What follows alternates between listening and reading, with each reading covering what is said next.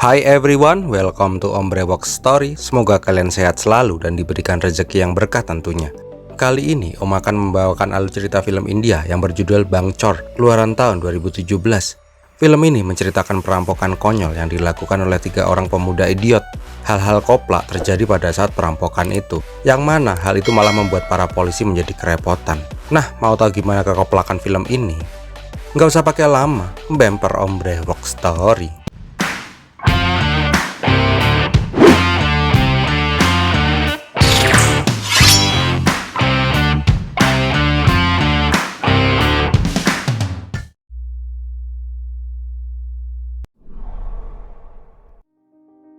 Awal kisah diperlihatkan kesibukan para polisi yang sedang mengamankan TKP perampokan sebuah bank di India. Tak lama ada seorang reporter yang sedang meliput perampokan bank itu. Dia mewawancarai kepala polisi di sana. Dia menanyakan tentang kronologi tentang perampokan itu. Tetapi di sini Inspektur Achilles malah narsis sendiri. Ketika ditanyain ada beberapa orang sandera dan rencana pembebasan sandera, tuh polisi malah bingung sendiri menjawab pertanyaan reporter, sehingga dia malah jiper. Nah, kita kembali ke 1 jam yang lalu, di mana semua ini bermula. Terlihat suasana bank yang adem ayem aja. Tak lama terjadi keributan di salah satu meja kredit. Di sini ada seorang dukun yang teriak-teriak karena kreditnya tidak disetujui. Dengan bengak-bengok sendiri, dia menyupai semua orang-orang di bank itu. Di lain tempat terlihat dari CCTV ada 2 orang bertopeng hewan yang mencoba menyusup ke dalam bank. Nggak pakai lama, dia langsung mengunci semua pintu keluar dan mencoba menyandra para nasabah dan pegawai bank di sana. Nah, pas mau sok keren nembakin pistol kayak di film-film, malah pistol mereka mejen.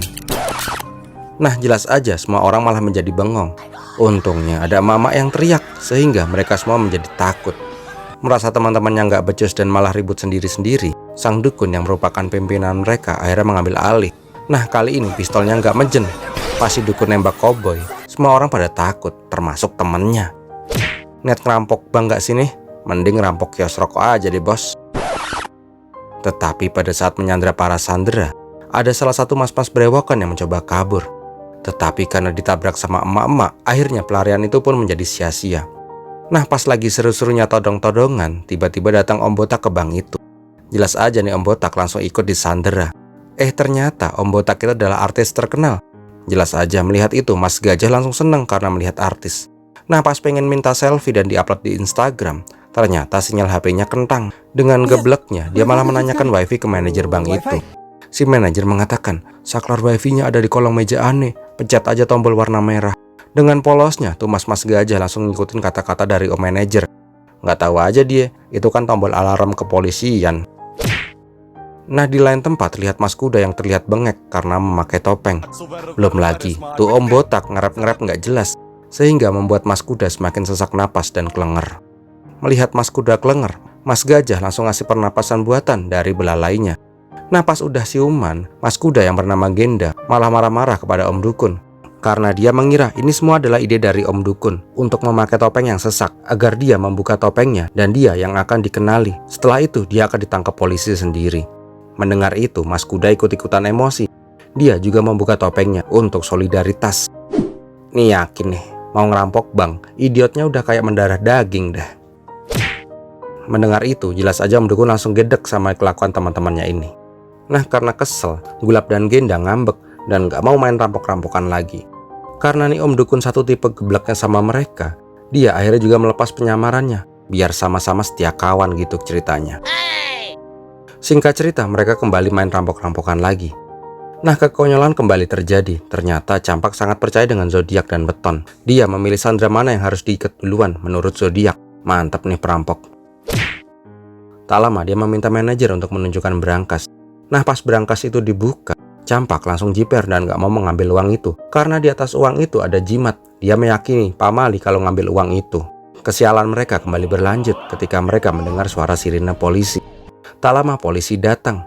Bukannya langsung ngecek ke dalam bank, nih para polisi malah ngemil dulu. Mantap emang polisi dia tuh.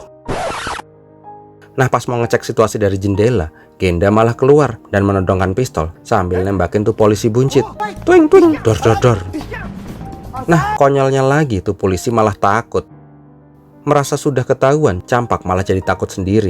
Dia berniat melarikan diri. Pas di luar, dia malah kegep bawa pistol sama polisi. Jelas aja dia langsung putar balik. Singkat cerita, polisi akhirnya berdatangan dan mengepung bank itu. Tak lama datang juga anggota CBI ke TKP. Nah, CBI itu kayak FBI gitulah. Dan salah satu anggota CBI itu adalah Amjad Khan, agen paling ditakuti di seluruh India. Di sini dengan entengnya Amjad masuk ke bank dan berniat bernegosiasi dengan para perampok. Nah, di dalam Amjad langsung nunjukin tajinya kepada Campak dan kawan-kawan. Dia mengancam akan menghancurkan Campak bila berani macam-macam dengannya. Di sini, Amjad memberi waktu 1 jam untuk membebaskan semua sandera. Bila tidak, dia akan mengacak-acak lubang hidung Campak dengan gagang pistol. Di luar, Amjad langsung melakukan konferensi pers. Dia mengatakan bila ada dia, semua pasti teratasi. Amjad juga mengatakan bahwa dia sudah menyusupkan salah satu agen CBI di antara para sandera. Di dalam bank, Campak dan yang lain malah bingung sendiri. Nah, pas mau mengecek para sandera, mas-mas brewok yang sebelumnya pengen kabur kembali menyerang Genda, sehingga terjadi rebutan pistol di sana. Nah, karena nggak mau kecolongan lagi, Campak mengancam akan membunuh mas-mas itu. Nah, karena mas-mas itu yang paling susah diatur, akhirnya dia mengaku sebagai polisi yang sedang menyamar. Pas mau diinterogasi, mas-mas artis botak kembali nge-rap. Jelas aja, Campak dan yang lain malah jadi gedek. Dan dia pun dibawa ke ruangan tersendiri, biar diem. Nah, di ruangan sandera, Campak malah curhat bila dia sebenarnya nggak mau merampok dan tidak ingin menyakiti siapapun. Tetapi karena kepepet, akhirnya dia malah merampok bank. Ya iyalah pak, nggak ada juga orang yang ngerampok bank karena gabut. Nah, nggak lama Genda mengabari bila dia menemukan brankas yang lebih gede. Nggak pakai lama mereka langsung memaksa manajer untuk membuka brankas itu. Tetapi manajer mengatakan bahwa kode brankas itu diubah setiap jam. Dan karena harus online, dia tidak bisa berbuat apa-apa karena internet di bank itu telah mati. Di sini Gulab memiliki rencana paling jenius dalam sejarah perampokan bank. Dia langsung mengeluarkan modem dan langsung mengetik-ngetik laptop udah kayak hacker. Bangkeknya, ternyata dia membuka tutorial membobol lemari besi dari YouTube. Dan yang lebih ngeheknya, walaupun udah pakai modem, dia masih aja nggak dapat sinyal. Nah, karena kegoblokan Gulab, sekarang giliran Genda. Dia mengeluarkan las portable. Sek mas, itu kan flamer yang biasanya buat bakar cumi bakar di pasar malam itu kan? Niat bener nih ngerampok banknya. Dan lebih bangkeknya lagi, tuh flamer cumi bukan yang ngebuka pintu brankas, malah mengunci tuh pintu brankas lebih erat. Jelas aja, Campak langsung ngamuk melihat kelakuan teman-temannya ini. Di tempat lain terlihat sebuah kampanye yang dilakukan oleh Menteri Dalam Negeri India yang bernama Vishnu. Nah, pas di tengah-tengah kampanye, istri Vishnu melihat YouTube dan dia memberitahu bila terjadi perampokan di Bank of India. Mengetahui itu, Vishnu langsung panik. Nah, di TKP terlihat Amjad sedang berkoordinasi dengan Kapolda di sana. Amjad mengatakan bahwa perampok di dalam itu adalah perampok profesional dan terkoordinir. Dia telah menyelidiki tentang perampokan bank beberapa tahun yang lalu dan semua terlihat saling berhubungan. Amjad juga mengatakan bahwa 2 bulan yang lalu ada wartawan kriminal yang bernama Takur yang mati secara misterius tetapi dianggap sebagai bunuh diri oleh polisi. Pada saat Amjad datang ke TKP, dia melihat sebuah ruangan rahasia yang berisi dugaan Takur tentang korupsi besar-besaran di parlemen India. Dan dalang dari semua itu adalah satu orang yang masih menjadi misteri sampai saat ini. Di dalam bank terlihat para sandera dipaksa untuk menarik tambang agar brankas itu terbuka. Mas, namanya brankas tuh nggak mungkin bisa dibuka dengan cara gini ya sih kak. Ternyata pintu brankas bisa dibuka dengan cara tarik tambang. Om baru tahu. Di dalam mereka menemukan satu tas penuh dengan uang. Jelas saja semua pada seneng dok. Mereka malah udah bisa membayangkan mau diapain duit-duit itu. Nah, pas mau pergi, mas-mas brewok mengaku namanya Juknu. Dia tangan kanan dari Amjad. Dia memperingatkan bahwa Amjad itu orang yang sangat tegas dan kejam. Dia tidak akan membiarkan Campak dan yang lain keluar begitu saja. Punya banyak uang pun juga percuma kalau ujung-ujungnya entet. Mendengar kata-kata Juknu, Campak menjadi kepikiran. Mengejutkannya, dia malah meminta mengembalikan uang itu dan menyerah saja daripada dibuat entet sama Amjad. Akhirnya terjadi perdebatan tentang apa yang akan mereka lakukan agar bisa kabur. Nah, pas ribut-ribut, Campak melihat berita di TV. Di sana ditampilkan nomor telepon Gayatri. Dengan polosnya, Campak langsung menelpon Gayatri. Dia mengatakan bahwa mereka bersedia menyerah dan membebaskan semua sandera. Dengan catatan mereka bisa bebas dan seolah-olah tidak terjadi perampokan itu. Nah, pas lagi asik ngobrol, tiba-tiba Amjad merebut telepon Gayatri. Mendengar yang ngomong Amjad, Campak langsung, nomor yang ada 7 sedang sibuk, tolong jangan hubungi lagi. Di sini Amjad malah curiga dengan Gayatri. Kok bisa-bisanya dia mendapat telepon dari para perampok? Nah, untuk memastikan, Gayatri dipaksa untuk masuk ke dalam dan mewawancarai tuntutan para perampok. Akhirnya mau nggak mau, Gayatri harus masuk ke dalam bank. Di dalam dia langsung dibekap sama topeng kuda. Nah, di sini Campak mengatakan bahwa mereka akan menyerah dan membebaskan para sandera. Campak menjelaskan kepada Gulab dan Genda bahwa pas para sandera keluar, kita juga ikut keluar biar nggak ketahuan. Nah sialnya, pembicaraan mereka malah terekam oleh kamera Gayatri. Di luar, Gayatri menceritakan semuanya kepada Amjad bila mereka ingin menyerah dan mereka terlihat tidak berbahaya. Tetapi Amjad menolak itu karena dia tidak ingin mereka menyerah. Dalam sejarahnya, dia selalu membunuh para tersangka, minimal yang masuk IGD. Nah kembali ke dalam, Campak berkata akan membebaskan para sandera. Tetapi ada mas-mas yang nyolot. Dia mengatakan bahwa kita cuma dimanfaatkan untuk mereka kabur. Nah di sini Juknu menawarkan diri sebagai perisai manusia agar rencana Campak berhasil. Di luar, Amjad dan timnya bersiap-siap untuk melakukan penyerbuan. Dan di dalam, pas lagi tegang-tegangnya, Gulab malah cengengesan sambil membawa harddisk 2 tera. Dia bilang, walaupun gak dapat uang, seenggaknya kita dapat harddisk, bisa kita jual coy. Dasar perampok receh. Tak lama, mas-mas nyolot itu langsung merebut pistol dan menodongkannya ke Campak. Pas adegan todong-todongan, ayah dari mas nyolot itu mencoba menenangkan anaknya sehingga terjadi rebutan pistol di sini. Tak lama terlihat Gayatri mencoba menyadarkan Amjad bila Campak dan yang lain itu bukan perampok yang berbahaya dan memintanya membatalkan penyerbuan ke dalam. Tetapi Amjad tetap pada keputusannya. Nah pas mau masuk ke dalam terdengar suara tembakan dan terlihat bapak dari mas-mas nyolot itu langsung tergeletak di tanah. Dan ternyata yang menembak itu adalah Mas Juknu. Nah di sini baru diketahui bahwa Juknu adalah perampok bank yang sebelumnya dibicarakan oleh Amjad. Rencananya dia merampok bank itu tanpa diketahui oleh polisi dan kabur. Malah udah keduluan sama Campak dan 2 sahabat idiotnya. Dan ternyata mas-mas yang dikunci sama Gulab dan Gena di awal film adalah anak buah dari Juknu. Di sini Juknu juga meminta harddisk yang dicolong oleh Gulab. Di luar, Amjad kembali menyalahkan Gayatri karena semua menjadi kacau. Tak hanya itu, Achilles yang menghina Amjad juga langsung ditodong batangnya dan menyuruh si Achilles diem daripada batangnya jadi burung bakar.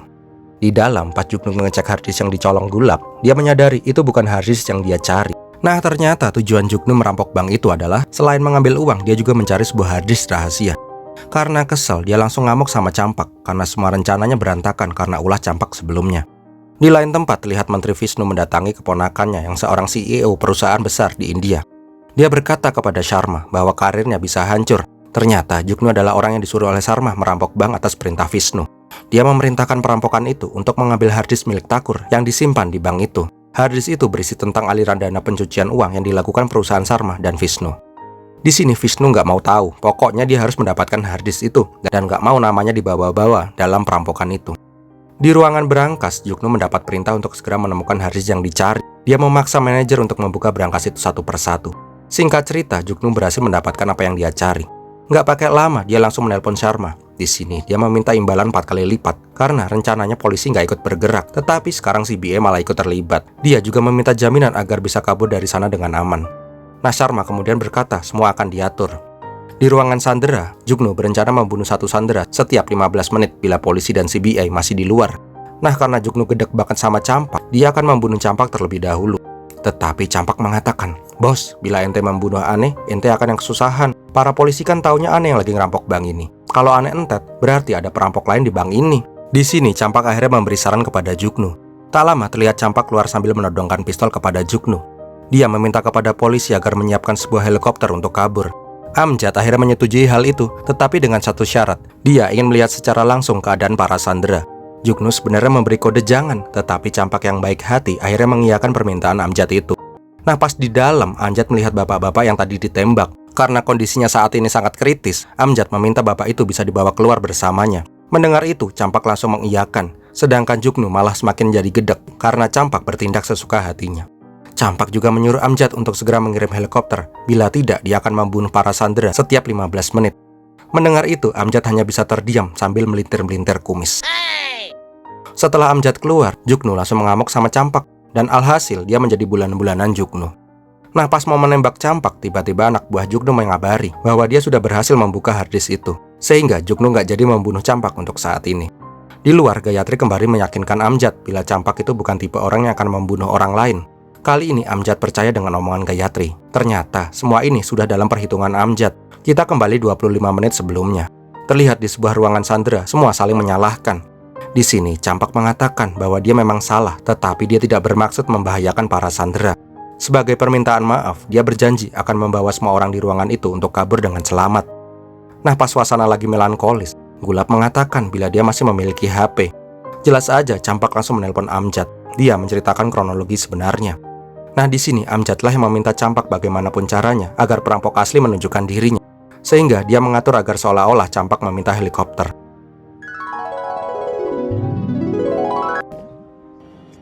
Sedangkan di dalam terlihat isi dari harddisk itu. Mengetahui bahwa itu adalah sesuatu yang besar, Juknu kembali menaikkan imbalannya. Dia meminta 10 kali lipat dari imbalan yang sebelumnya. Bila tidak, dia mengancam akan menyerahkan harddisk itu ke Amjad. Mau nggak mau, akhirnya Sherma menyetujuinya. Nah, Vishnu yang udah mulai kesel, akhirnya menggunakan kekuasaannya.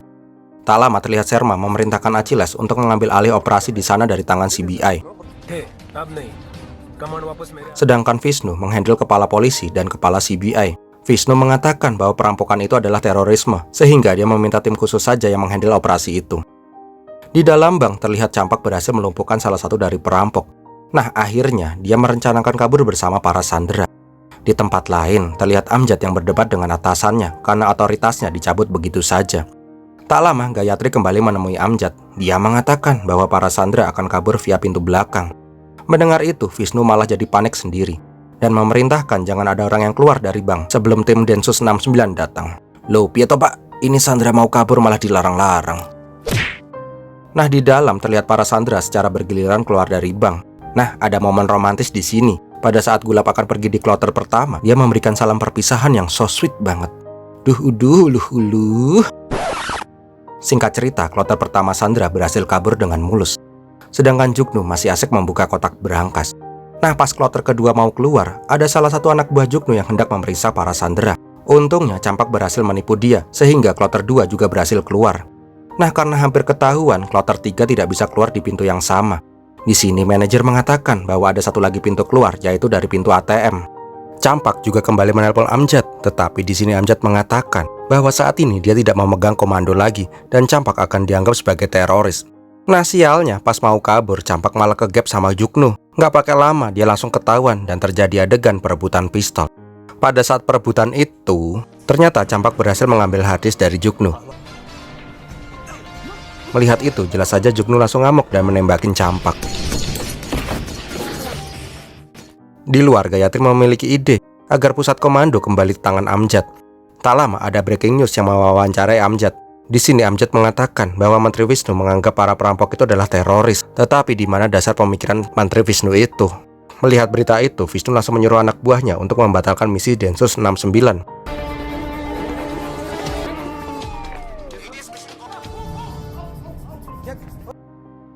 Di tempat lain terlihat para sandera kloter 3 yang hendak kabur, tetapi mereka malah ditembakin sama perampok. Untungnya Amjad berhasil mengalahkan mereka dan para sandera berhasil keluar. Di dalam terlihat Juknu sedang mengejar biang masalah dari semua ini, yaitu Campak. Nah, pada saat hendak kabur, dia malah terkepung dan gak bisa kemana-mana. Sedangkan di luar terjadi baku tembak antara perampok, polisi, dan CBI. Nah, ketika melihat Achilles juga masuk ke dalam, Amjad yang tahu bahwa Achilles adalah polisi korup, langsung menembak kakinya. Untung aja nggak nembak batang ya om. Tak lama Amjad berhasil masuk ke ruang berangkas. Di sini terlihat Campak yang berhasil kabur dari Juknu. Melihat Campak, Amjad langsung menyuruhnya pergi karena dia merasa Campak adalah orang yang baik dan musuhnya saat ini adalah Juknu. Singkat cerita, Campak berhasil keluar dan disambut oleh dua sahabat koplaknya. Tak hanya itu, para sandera juga berterima kasih kepada Campak karena telah menyelamatkan mereka. Sedangkan di dalam, Amjad masih mencoba menangkap Juknu. Tetapi alangkah kagetnya dia ketika mengetahui bahwa suara Juknu adalah suara rekaman. Dan sosok Juknu yang asli berada di lemari berangkas dengan babak belur. Nah, di luar Campak menunjukkan sosok aslinya. Dia tertawa karena rencananya sukses dan berhasil menipu Amjad dan Juknu.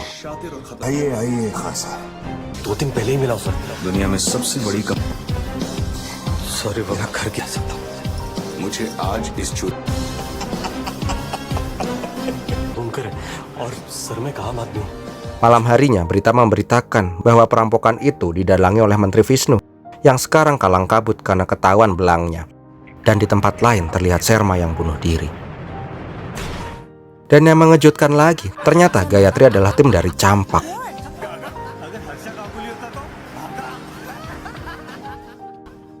Beberapa hari kemudian terlihat layar tancap di sebuah pemukiman miskin.